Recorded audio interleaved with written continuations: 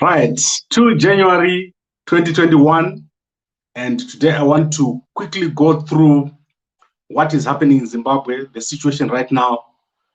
There has been an announcement this evening that there will be a hard lockdown starting this next week. So this announcement came after I had already planned this broadcast, and it came as no surprise because the situation in Zimbabwe is going to another level.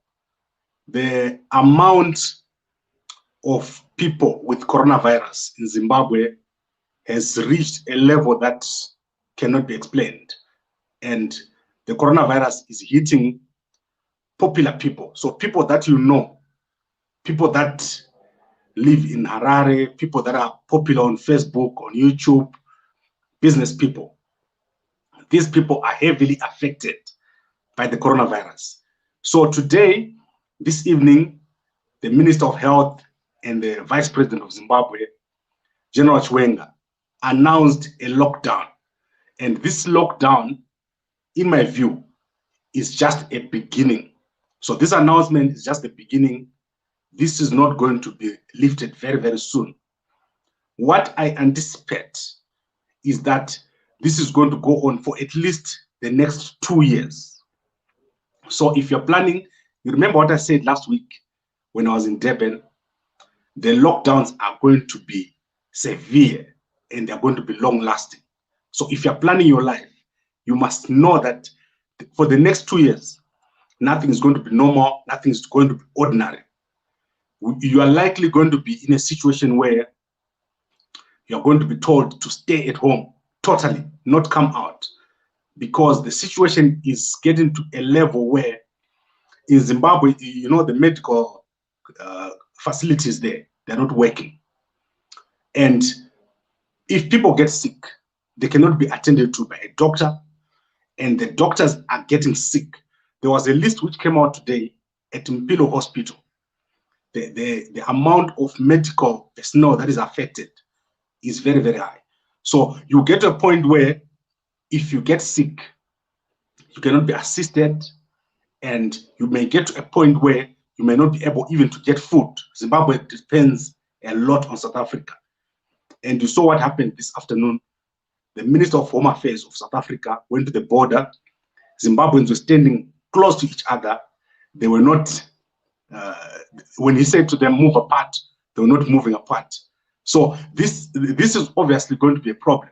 The border is going to be closed, and the situation is just going to escalate. And what is my point? My point is that we're entering a new kind of period. This is no longer an ordinary period that we're entering. We're entering a period that is probably 10 times more difficult than the lockdown that Zimbabwe had in this past year. And politics is now going to go into the background. The politics is no longer going to be as important as it was in Zimbabwe before. Politicians are going to realize that the health of the people, the economy, those are the things that are going to be very, very important. And the first victim of the lockdowns will be the by-elections.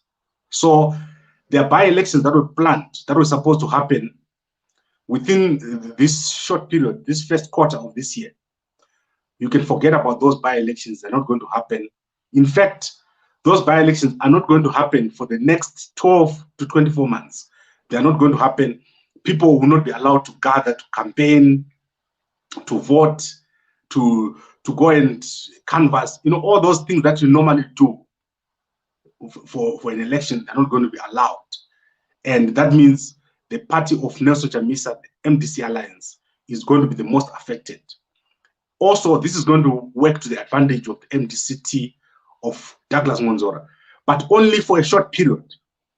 Because if this continues, it means the 2023 elections cannot happen. There's no way under a total lockdown, you're going to have an election. So it's not a benefit, a long-term benefit for Douglas Monzora. It's not a long-term disadvantage for Nelson Chamisa only. This is going to require some sort of negotiation, And as I said before, there was a proposal by the churches to go for a 7 years period without an election. And I see this becoming more and more a likelihood. You start to hear people talking more and more about a period where there are no elections, where the political parties are going to negotiate among themselves so that they allocate each other power, and then Idi Mnangagwa is probably going to be allowed to run his term, his second term, up to probably 2027 without having to go through an election. So we're really going through a very unpredictable period. We're going through a period that has never been seen in the whole world. Here in South Africa, I think 20,000 people are testing positive a day, new positive results. And if this starts happening in Zimbabwe, you don't have enough tests, you don't have enough hospital facilities. People are just going to be dropping left, right, and center. And politics is just not going to be one of those things that is very, very important. And my suggestion would be the politicians now need to work together, especially the opposition politicians. There's no reason to fight each other. Negotiate, strategize, come together. Chamisa, Monzora, Kupe, Komichi, all these people that are in the opposition, come together, have a block, so that when you approach ZANU-PF, you approach them with a common position, and then when the time comes where they say there's no election in 2023, you have a common position and you can get a better deal than what you would get if Monzora is negotiating by himself, if Chamisa is negotiating by himself, and all the other political parties. So this is no longer the time of pride, of saying we're the biggest, we're the most popular. The opposing parties now need to talk and come up with a common position. So I don't want to stay for long here. I want to let people digest. A lot has happened today. This lockdown, which was announced, it's very, very important. And as I said, I see this going for at least another 2 years. There's no way, once you enter a second lockdown, you cannot easily get out of it. It's very hard for you to get out of a second lockdown. It's almost like now we are afraid what will happen if I go into this lockdown and I come out again.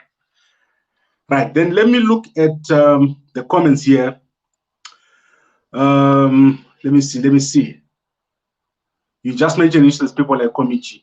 Okay, I think these are just MDC Alliance guys here. Well, you know what? I don't want to spend a lot of time on this. It's clear. My view is that there's not going to be an election in 2023. In fact, the way I see it, it's going to be only after 2027 where it will be possible to have an election in Zimbabwe. And even if an election was to be held, it will not be to the benefit of the opposition. People need to just focus on the economy right now, and politics is just going to be right there at the back. Mufudzi, I'm sorry I can't hear you now. I do not want to stay long. I want to keep this very, very short. So it will have to be good night to everybody, and we'll talk again tomorrow. My guest who was supposed to join me today is not available. He's traveling. So tomorrow I'll be having another guest. Someone beat up Dr. Thokozani Kupe, and someone says they know who. So I hope that tomorrow they'll be here to explain who beat up, who clapped Dr. Thokozani Kupe during the MDCT Extraordinary Congress there in Harare at the HICC. There's someone who says they know the person who did it, and they're going to come here and we're going to talk about it, and then we'll see what are the consequences of what they did. Right, thank you very much for watching. If you're watching this on WhatsApp, send it to as many people as possible. If you're watching this on YouTube and Facebook, please like, comment, and share.